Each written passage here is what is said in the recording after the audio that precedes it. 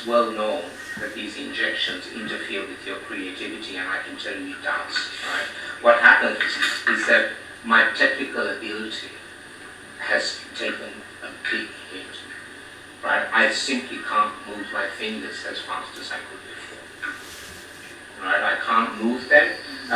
The ideas, musical ideas, like when you're improvising, you basically, it's like a conversation, right? You've got a melody idea that keeps on flowing in your head over the chord progression. The melody ideas are not coming into my head. But it doesn't have any sedative ones. It does. It does. It does. I mean, yeah, I know olanzapine does. Olanzapine does. Maybe not so much, but you want to have an injection yourself and see whether you cope with it.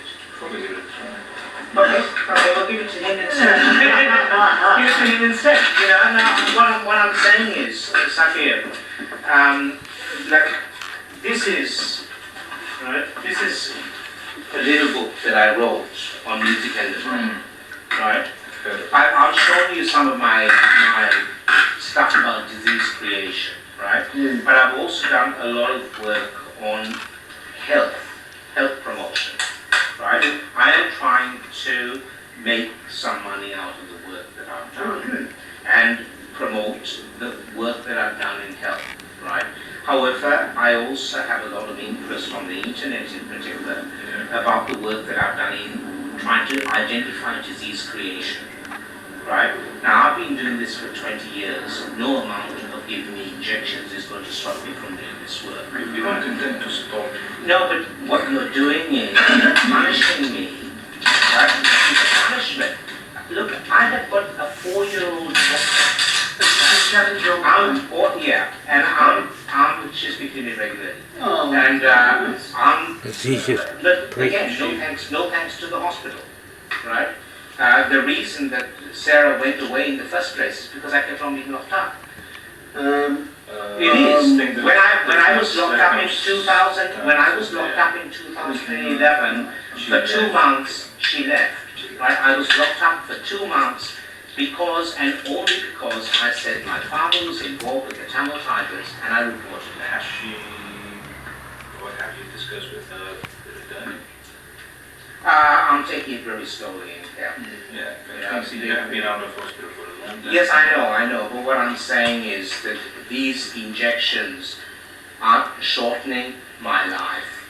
I'm already 53 years old. I'm an old father. I don't want to have my life shortened when I've got a 4-year-old daughter. And I think that you're very cruel to be insisting that I be injected with this abusive injection, right, at great cost to the taxpayer, right, for something that is not going to have any positive benefit whatsoever. It isn't, it's not going to, right? It was ordered by doctors who don't like me, right? Ordered by a doctor, in fact, that I actually specifically complained about 10 years ago to the Crime and Misconduct Commission, right? Now that is abusive. Well, you could and should see, and I know Dr. Al-Sadani to discuss whether or not you could reduce it. Or you could name a consultant whom you would like. I told you, I'm prepared to see Janice Gomez. I'm prepared to see someone who is not working directly with Paul Schneider, because Dr. Al-Sadani doesn't No, he work. okay, well look, make an appointment for me to see Al-Sadani. He works at McGregor. That's right, it's not far from you. What do you mean he works at McGregor? Where's McGregor? Mouse McGregor. Is it in Trinity. It's yeah, especially, don't you? Yeah, this guy, Sagir Parker, he later admitted in another visit that he reported to both Janice Gomez and Paul Schneider. He was both their registrar. And Lewin is so facetious. He told me, "Oh, I think you'd make a great consumer advocate." A great consumer advocate. He called himself a clinician. Doesn't call me a clinician. I am a clinician. He's just a killer.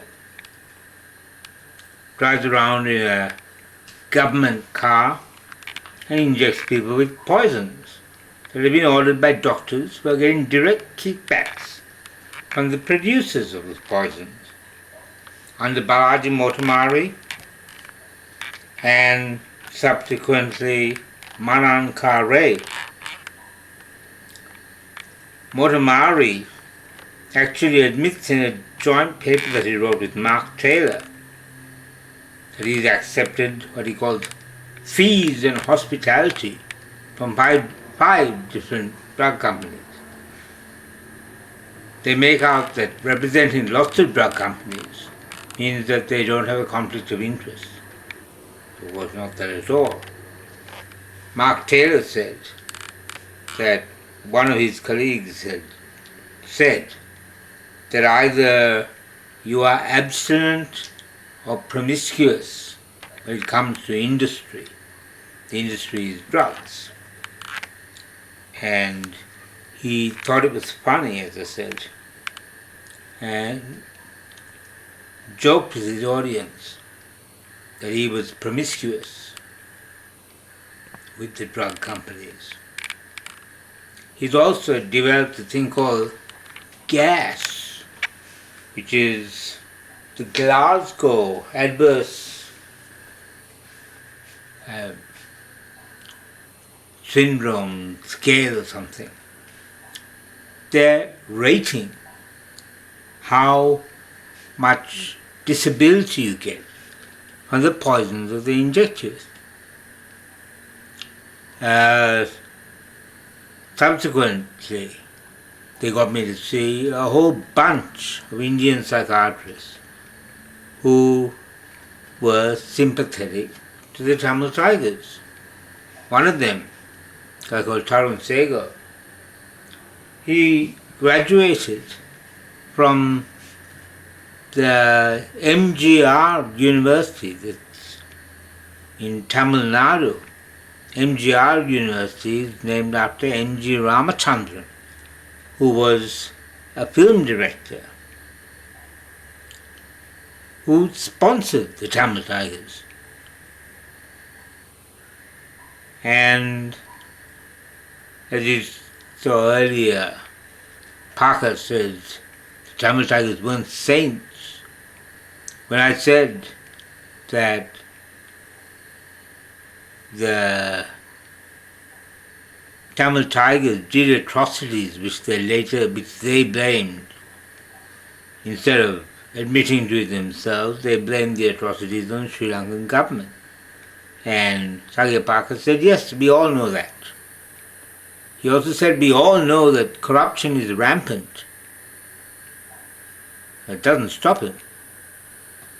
And this evil turd, I have a tendency to give people more sympathy than they deserve. I thought Nigel Lewin was just acting on behalf of psychiatrists, but he wasn't. He was the guy in charge, called a case manager. A case manager. I'm the case.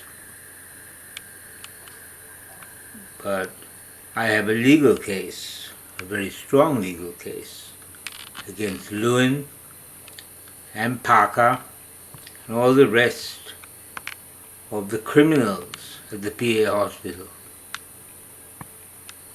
who assaulted me for years and years with these poisons. And then when I developed what I was afraid of, damage to my brain, they tried to make out that I had idiopathic Parkinson's disease. It just came on me, covering up the grievous bodily harm that they did with these injections. In addition, when I talked to Parker and Lewin about AIDS and showed them my 600-page thesis on it, Lewin said it wouldn't surprise me. Parker showed no concern whatsoever. He said, well, what can I do about it? And what's more, Nigel Lewin, there's a photograph of him on LinkedIn on somebody else's site who's also known as Nigel Lewin. It's a bit strange. But there's a photograph of this Nigel Lewin with a Indian man with glasses who was working for AstraZeneca. The Nigel Lewin, the young man from New South Wales whose LinkedIn site it is, doesn't say who these people are. The Nigel Lewin and the Indian guy. But this guy also works for AstraZeneca. I asked Nigel Lewin if he works for AstraZeneca. And he said he denied it. But then I also asked him if he's chairman of a charity called the Arch. He denied it. But then I checked with the Arch and they said he was, and they gave me his number, his mobile number. I rang him and he said he didn't remember saying that he wasn't the chairman of the Arch. People just lie and lie and lie, have absolutely no compunctions about it. And the Tarun Sehgal, the crook that one of the crooks that they put in charge of me from India, Tarun Sehgal, when I asked him, do you think AIDS is man-made? He said, I'd be naive to answer that, which indicates, obviously, that he knows that it is. I asked Janice Gomez, who is a partner of my sister's ex-husband, Chandra Senewiratne, who's a senior executive at Telstra, who I've known since I was a child.